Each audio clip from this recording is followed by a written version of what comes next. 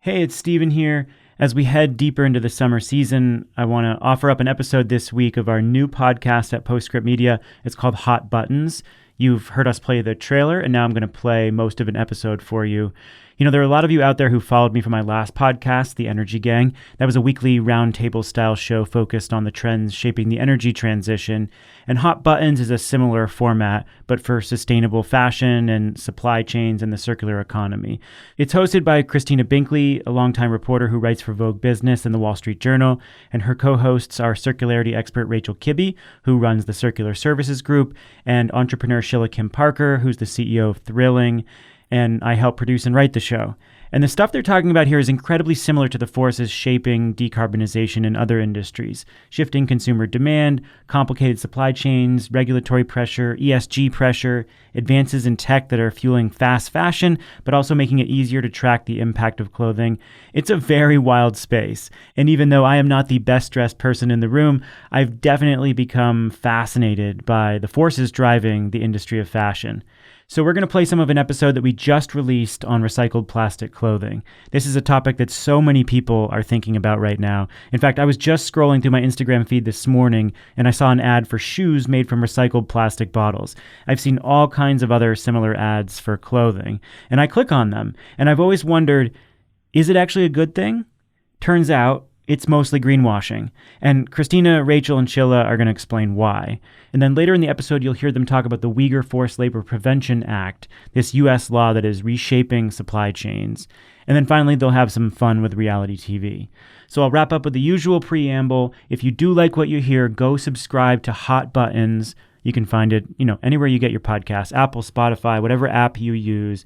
I hope you'll like it. We have a lot of fun making this show. I think the co-hosts are the perfect mix to deliver what's happening in the fashion industry. So enjoy.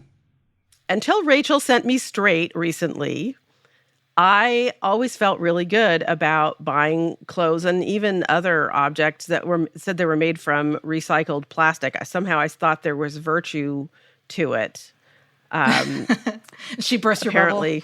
She's burst Leave it to another Rachel. One of my bubbles. Thanks, Gosh. Rachel. Sorry. So it turns out that using products labeled recycled is not as virtuous as we think. Brands love it. Plastic bottles are they have been for a long time, being turned into fleece. Single-use plastic recycled is going into shorts and swimsuits. Old fishing nets are being harvested and refashioned into eco-nylon. It does sound like eco-nylon. Okay. Anyway. Yeah. Got a ring to it. It's a part. Excellent marketing spin. The marketing department earned their money, earned their salaries that day. We're going to have eco-petroleum. Yeah. Eco saran wrap. Yep.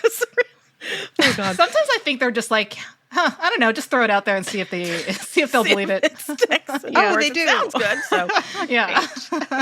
it is a part of the sustainability plans of brands, from the Gap to Patagonia. Prada's doing it. It's actually helping Prada get better interest rates on its loans because of a deal that Prada made a couple of years ago. And it just feels right. You help clean up the ocean, or you keep plastic out of landfills with every purchase, right? We all know plastic waste is a problem, and recycling it into sustainable textiles feels like you're making a difference, right, Rachel? But plastic is still plastic. It's made from oil. The plastics industry has lied for decades about its ability to be recycled. I read, where was it? Like 10% of the plastic we throw away actually gets recycled. I've been washing takeout containers lately, right, to make them really clean, because I'm thinking maybe that'll improve their chances of being recycled. Yeah. Oh, but that's wish cycling. But it turns out most of it goes. That's wish cycling. Yeah, likely. Oh, Likely. okay. Yeah. That's a word. Wish cycling. Okay. Yeah, it turns out. So apparently it all mostly goes into landfills or the ocean, despite all of our efforts. Rachel, you've been following this for years. Can you just sort of tell us why this isn't working? Why recycled plastic is not the solution for plastic?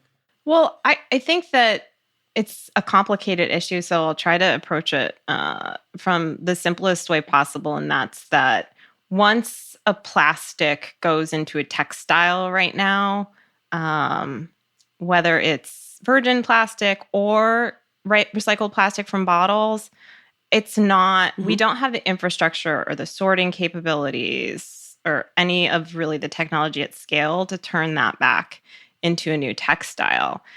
But even though we're only recycling about 10% of our plastics, we do have the recycling infrastructure at a much greater scale to recycle bottles back into bottles.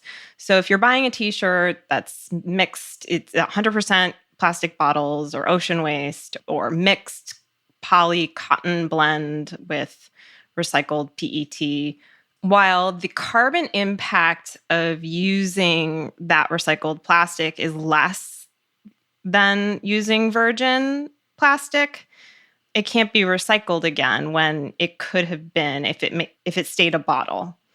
And this has caused larger sort of market problems in that the textile industry has been siphoning off recyclable plastics from the bottle industry and making recycled plastics for bottles, the prices of that commodity go up, which increases the need for virgin plastics for the bottle industry.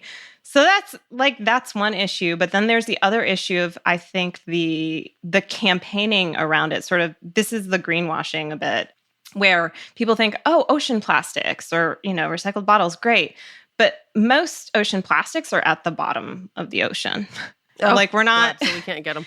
Yeah, they're frozen at the bottom of the ocean. Or I've even heard that there are some sites that are pushing plastics into the ocean to reclaim them and then call them ocean plastics. Oh my God. Oh my God. That is so human nature. And it's very human depressing. nature. Oh, it's very my. depressing. Okay. It's very depressing. And then you have the others. It gets even more complicated where so even if you could recycle a jacket that has multiple layers, the top layer is made out of recycled bottles, let's say, and maybe the inner layer is made out of another material, and then you have a zipper and you have the buttons. The cost of disassembling all that, and we don't have robotic sorting yet at scale that would be able to recognize it, disassemble it. Generally, a machine that scans that type of thing, even though it's not being used at scale yet, only reads the first layer of that jacket. So there's a lot of complications. Bottles are easier. They're generally one material or a few, not 7 like a jacket. And so clothes are just very hard to recycle. So we're going to have challenges there. But I do have to say there's certain use cases that I do think are okay. Like what? Oh, yeah? I think that for now, the public expects footwear to be very durable and performance-oriented, especially. And getting away from plastics is going to be very hard. And I do think there is a use case there for footwear. And full disclosure, I've been doing a project for Rothy's, a footwear company. And they have always made their shoes from recycled plastics. And they've found a way to recycle that plastic back into new plastic for the uppers. And so we've been working on the harder to recycle parts of the shoe, like the TPU and the vulcanized rubber. TPU is on the sole. It's a plastic. That's the material the sole is made? Uh-huh. Yep. Well, that's kind of nice to hear because, I was listening to you talk earlier. I was thinking, well, maybe we should just stop recycling plastics into clothing. We should just recycle plastic bottles back into more plastic bottles so they're not using virgin materials. But there is a use case. Mm-hmm. But it takes coordinated effort, and it takes, Rothy's has already started to collect their shoes back and create those. It's like that infrastructure and supply chain that you have to start to put together too, in concert with other brands. But I do think that footwear is a really challenging opportunity. I don't want my running sneakers to fall apart or give me shin splints. Right. So I think something that's really interesting to highlight here is just how all of this got started. Perfectly highlighted in an NPR piece by Laura Sullivan. She quotes Larry Thomas, the former president of the Society of the Plastics Industry. Which I'd love to go to one of it sounds like it happens in a Tudor home. Yes, exactly. Who worked side by side with these top oil and plastics executives for years. And of his work in the 80s, he said, The feeling was the plastics industry was under fire. We got to do what it takes to take the heat off because we want to continue to make plastic products.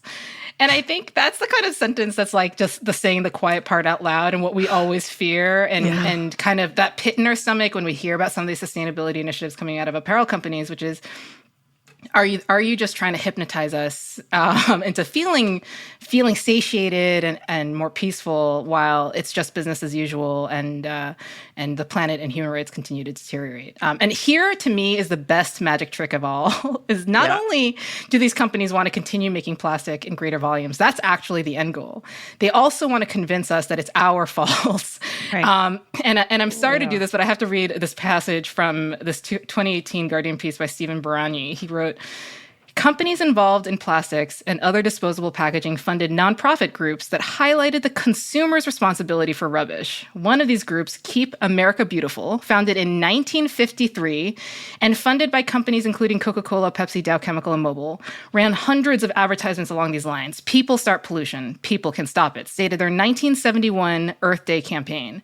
Framing litter as a personal failing was remarkably successful. In 1988, the year global plastic production pulled even with steel, Margaret Thatcher, picking up litter for a photo op, said, "This is not the fault of the government. It is the fault of the people who knowingly and thoughtlessly throw it down." I mean, this is a Dr. Evil from Austin Powers type of maneuver that has been unbelievably successful for decades and still is. And you know what? I mean, honestly, as you're saying this, my childhood is flashing. I mean, my whole childhood was littered, those ads for Keep America Beautiful. Absolutely. And it was all about pick up your litter and that'll solve the problem. We weren't thinking about landfills yet or all these other issues, the oceans.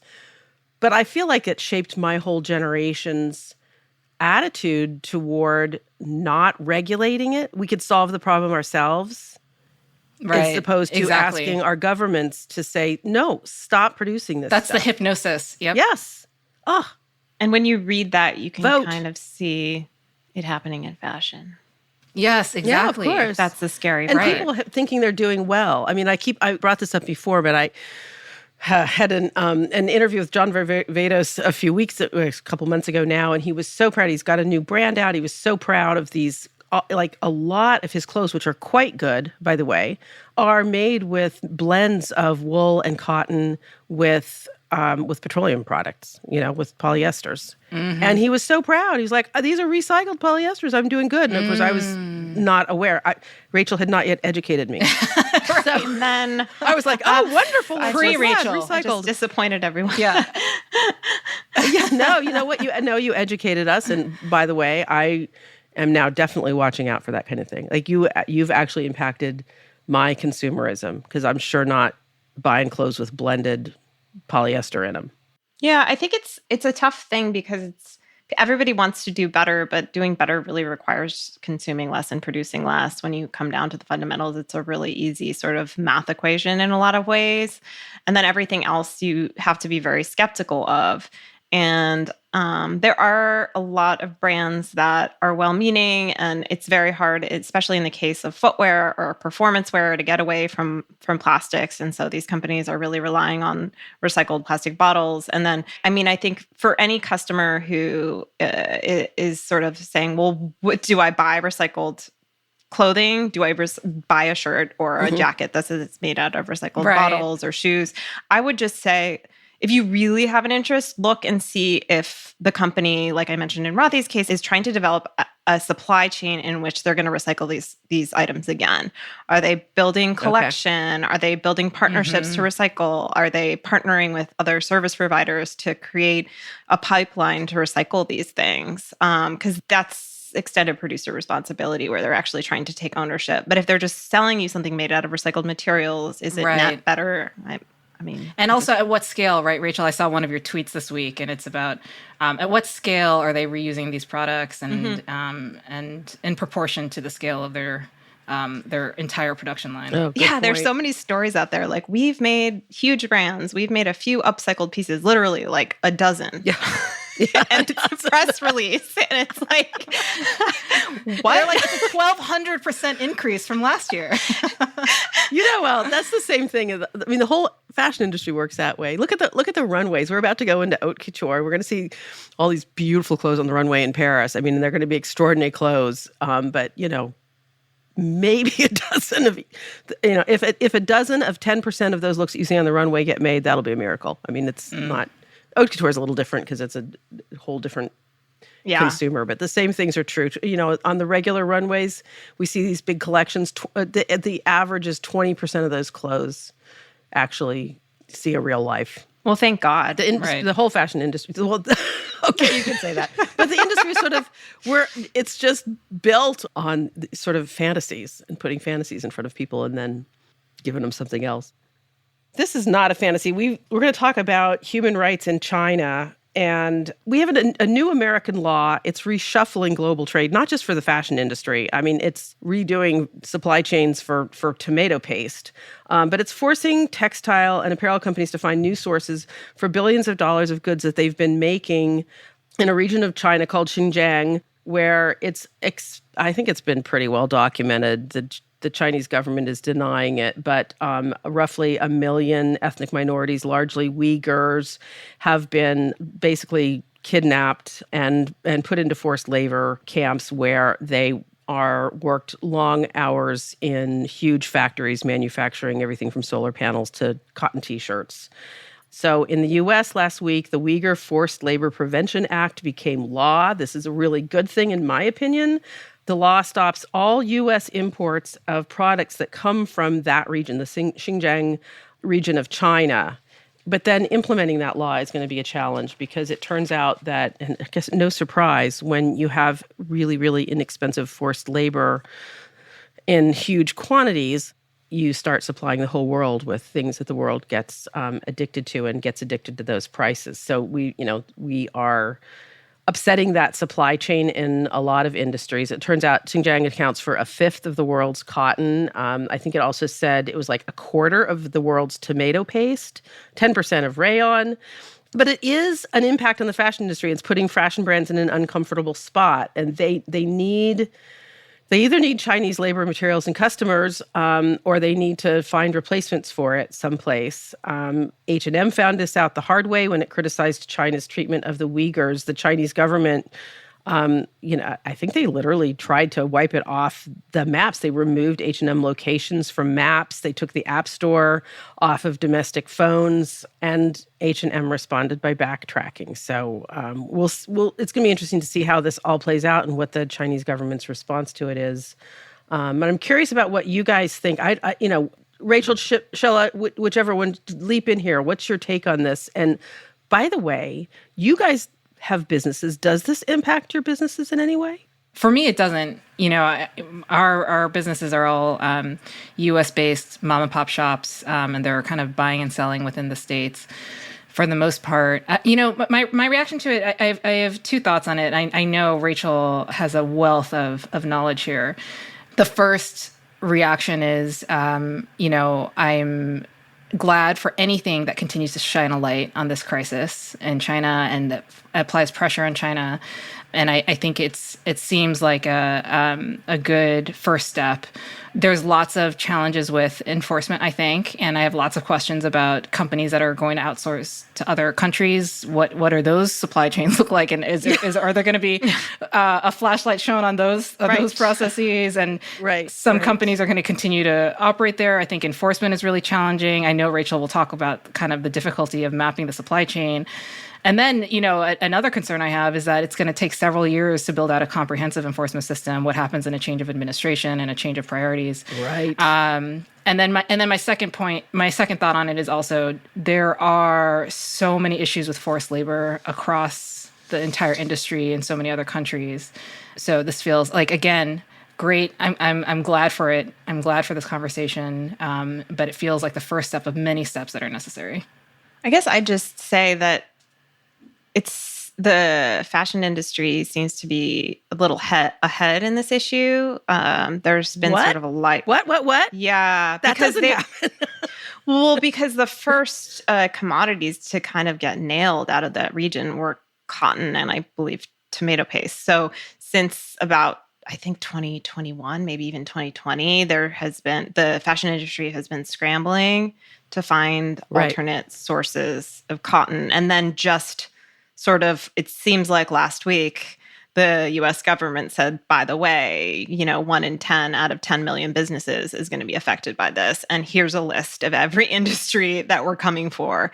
And so that's interesting, actually, because that was actually the surprise to me. I'd been hearing about, I guess I just thought it was a massive numbers of apparel factories in Xinjiang. And now we understand that it's virtually every industry that's manufacturing stuff has been manufacturing it there, including solar panels. I mean, Chinese solar panels are everywhere in the U.S. and priced so far below.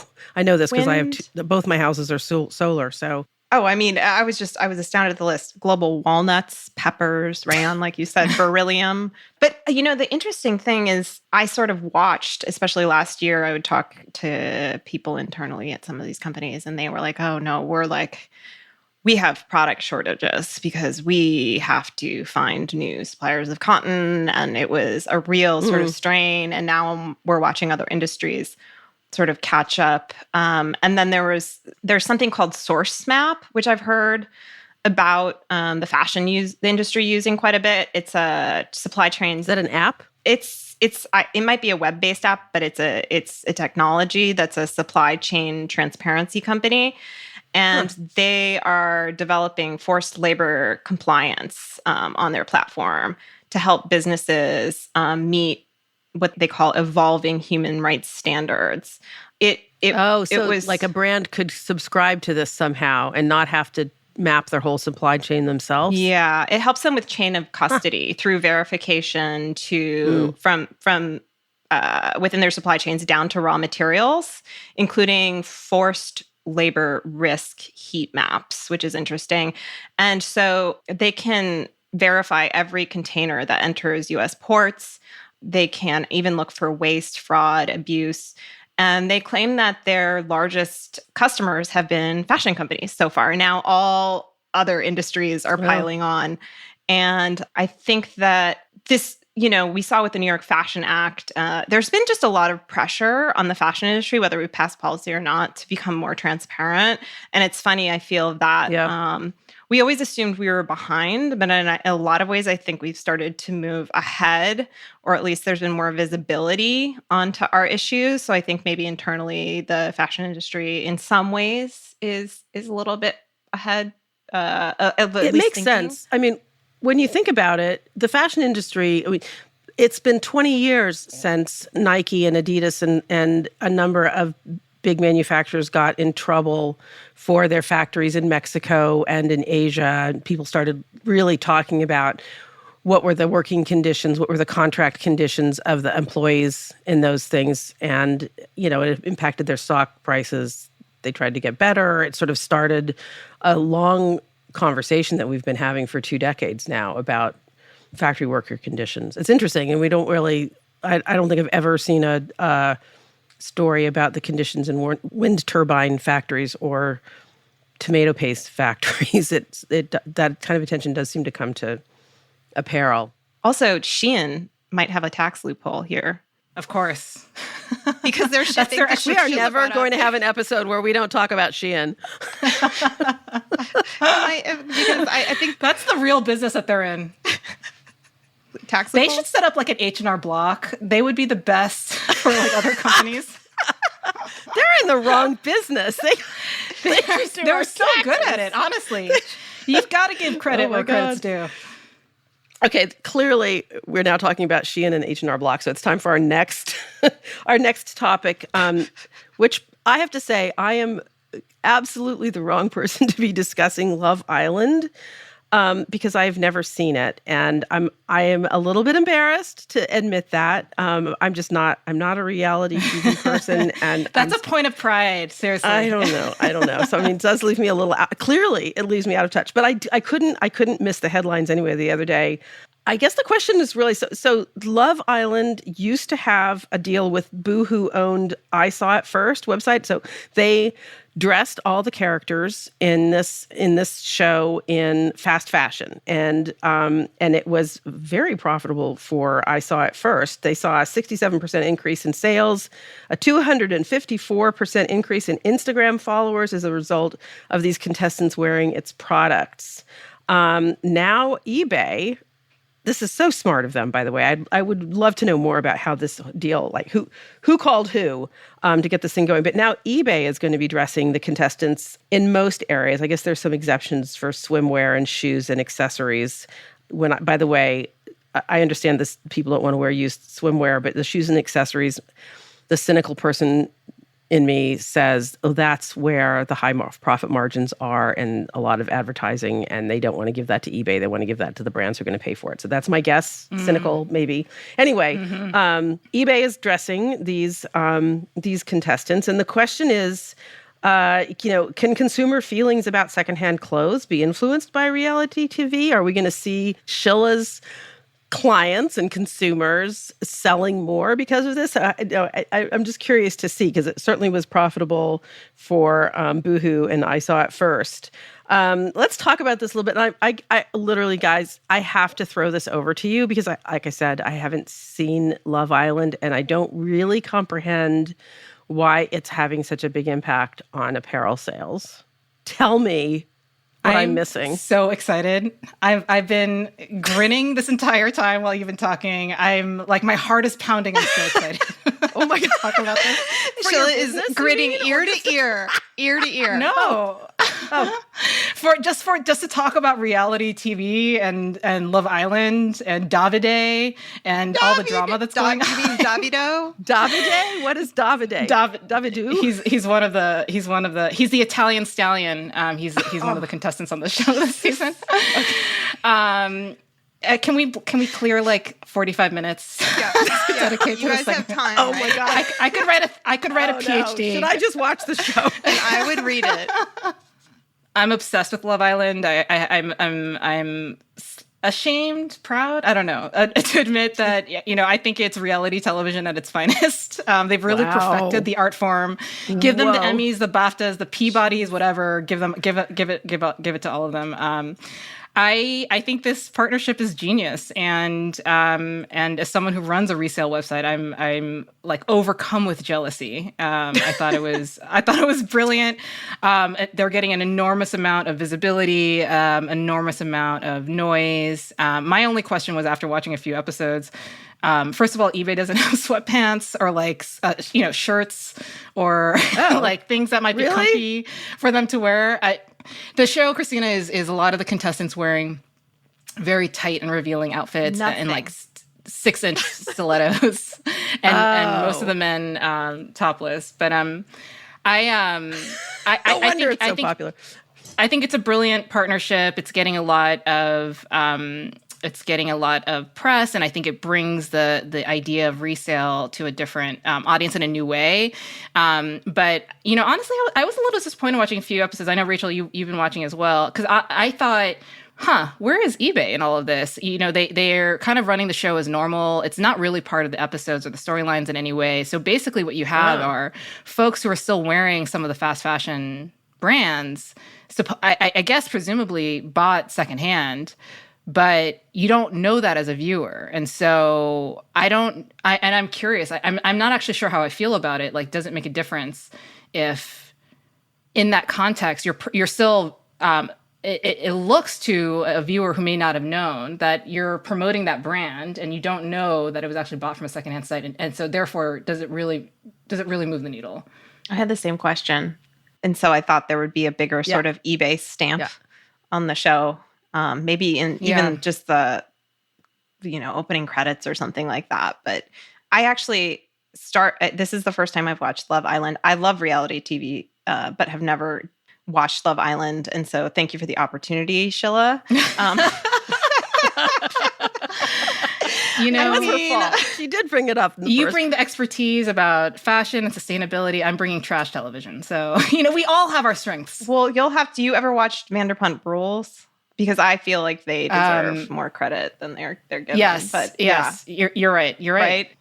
So I had to so I started with the first show of this latest season, and I was confused because I was like, is eBay coming later on? I guess I'll have to keep watching to see if they're. But no, but there was a lot of like sequins and very tiny outfits that seemed to mostly be fast fashion. So.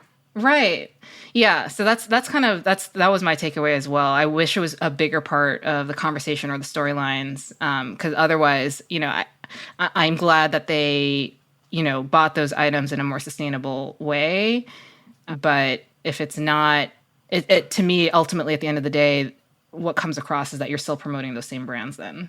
Right. And it's not going to necessarily woo. I wonder if it'll woo eBay, because is eBay going to get that lift that Boohoo got? Right. To its traffic. Right. I did notice that they're all sucking water bottles, like reusable water bottles. It's very distracting. Rachel, that's a huge, very important part of the show. Is it? Oh, okay. I'm not even. Yes. Yes, it's the water bottles is a whole thing. It's part of every season, and people just get obsessed with the water bottles. The water bottles have a personality and a life of their own. I just was like, what are they? Why it's a whole thing. Yeah. Well, I will say, I don't know if we should make it clear, by the way, that this really is, we talk about circularity every week, and this is actually additionally circular, because after these clothes come from eBay, go to Love Island, get worn there, they're all going back to a secondhand seller called Go Thrift, where they're going to be resold again, or apparently they could also go to some charity shops that eBay works with. So they did a nice job. They went full circular. Go Love Island. I think I might watch an episode. Just now you guys have made me curious. I'm really curious what you think, although I refuse to sully the sanctuary of Christina's mind. Yeah.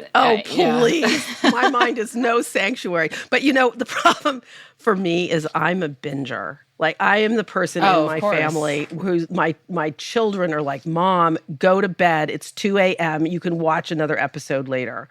And I'm like, oh no, I got to see the next one. So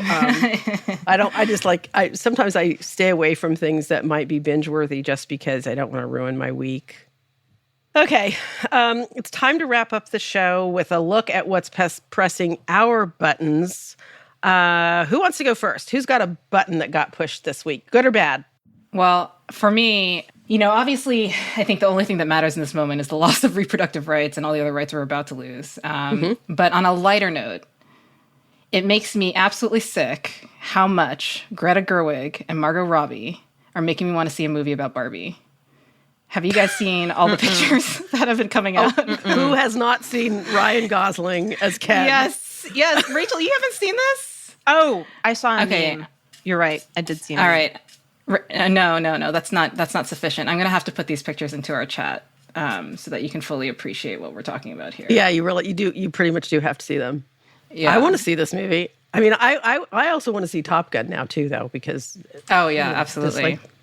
It sounds amazing. But we should note, by the way, that the Barbie movie is not coming out for a long time. They're just filming it. These were leaks of photos that we should not have seen. That's so mean. Whipping us into a frenzy and then making us wait a year. Yeah. In fashion, that doesn't work very well. So I hope good luck to them with doing that in the movie business. Rachel, hot button. I think I shared the Greedy Peasant TikTok account with you all. Yeah. Yes, obsessed. Oh my God. I mean, he dresses like a peasant, or what he would think a peasant might look like, although it doesn't look like a peasant. I don't know what he's dressed as, actually. He just looks like he's someone from another time, and then he'll read out of books about the history of tassels. And, yes, that was the one you making. Said. It was hilarious. And all sorts of, someone told me they think he has a partnership with the Cloisters now or something. This TikTok account is just the funniest thing I've ever seen. That makes me so happy. That's what TikTok is good at. It's just good at weird. The highest form of SpawnCon. Yeah. But the amount of work some of these folks, including him, have put into their personas on TikTok. Yeah, it's incredible. Well, when you get paid. That's a good one. It works. Right, exactly. Christina, what's your hot button? What's pushing your button?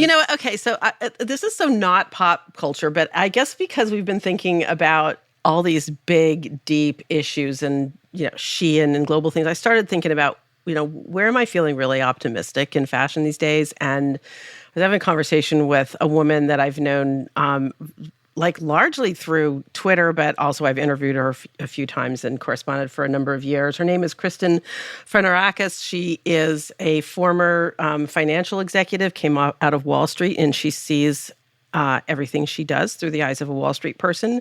But she started a fashion company, and she lives in the Carolinas, but she manufactures in Los Angeles and designs in Los Angeles. She chose specifically not to take her brand, which she calls Senza Tempo.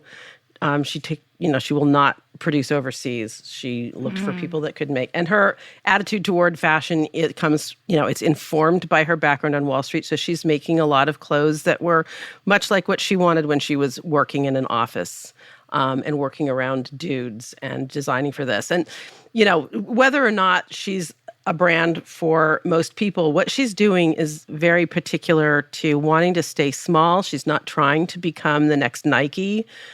She's really being careful. She manufactures in very small quantities. She knows a lot of her clients. And I just thought she's by no means the only brand out there doing this, but I just want to give a shout out to the brands like Senza Tempo that are thinking small. Small is beautiful. And you can do great work for clients and make a living without putting out a shingle and trying to go public.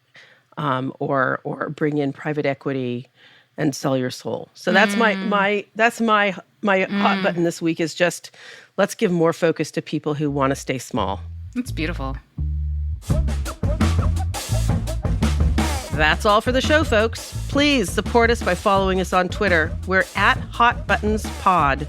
Or send a link to friends or colleagues and go to Apple and Spotify and give us a rating. We really appreciate your support. If you want to email us with story ideas, please do. Send a note to hotbuttons@postscriptaudio.com. Hot Buttons is hosted by me, Christina Binkley, Shilla Kim-Parker, and Rachel Kibbe. The show is produced by Postscript Media. Our senior editor is Ann Bailey. Our engineers are Greg Villefranc and Sean Marquand. Cecily Meza-Martinez is our managing producer. Stephen Lacey, Scott Clavenna, and Rachel Kibbe are our executive producers. Postscript Media makes podcasts at the intersection of climate with culture, politics, business, and tech.